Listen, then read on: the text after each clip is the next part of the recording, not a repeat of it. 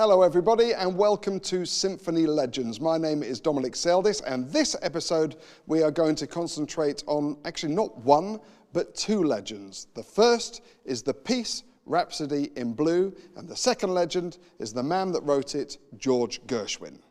George Gershwin was actually born Jacob Gershwin, W-I-N-E at the end, although apparently it was pronounced Gershwin, in the Jewish community that he grew up in New York.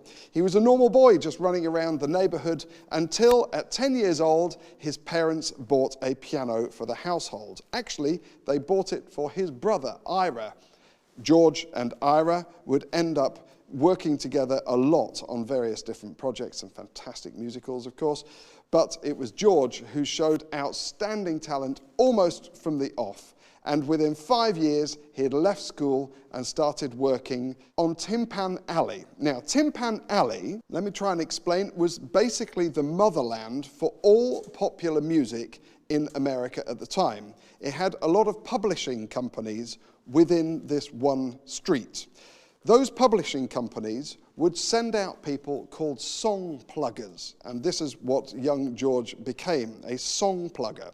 A song plugger would go to a department store, paid by the publishing company, go and sit in the department store and play tunes of the day that the publishing company had got the sheet music for. So he would play a tune, somebody would come along, oh, that's a nice tune, can I buy the music? And George would go, well, as it so happens, you can. There you are, and that is a song plugger.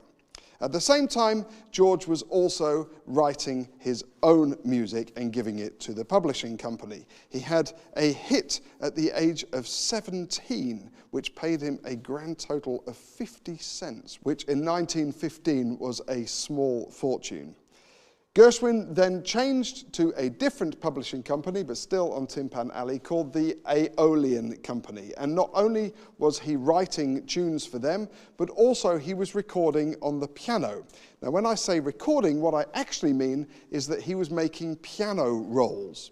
Now, let me just try and explain what a piano roll is. Gershwin would sit at a specially made piano, which would record on large pieces of paper exactly what it was that he was playing.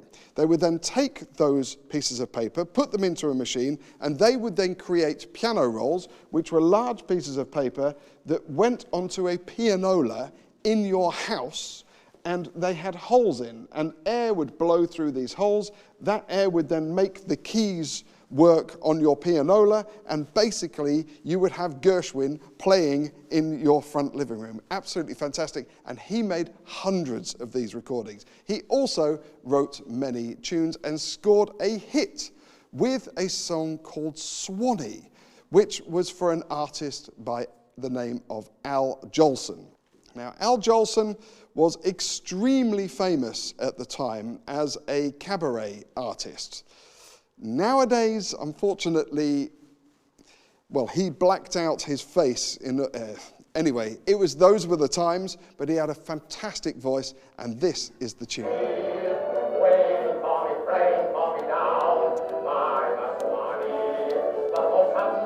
Now, Gershwin's star started to rise almost immediately, and in 1924, a band leader by the name of Paul Whiteman approached Gershwin, asking him if he would like to write a piece for a concert that he was putting on. Now, the concert was called An Experiment in Modern Music, and he begged Gershwin to be a part of it. Gershwin didn't want to be. It was as simple as that. But eventually, Paul Whiteman convinced him to do so, but all that time of indecision meant that there was only 5 weeks between Gershwin saying, yes, I'll write you a piece and I'll play it, to the concert actually happening. Gershwin went on a train trip to Boston, and apparently it was the rhythms, rattlety-tum, rattlety-tum, rattlety-tum, of the train that inspired him to write the piece, which would become Rhapsody in Blue.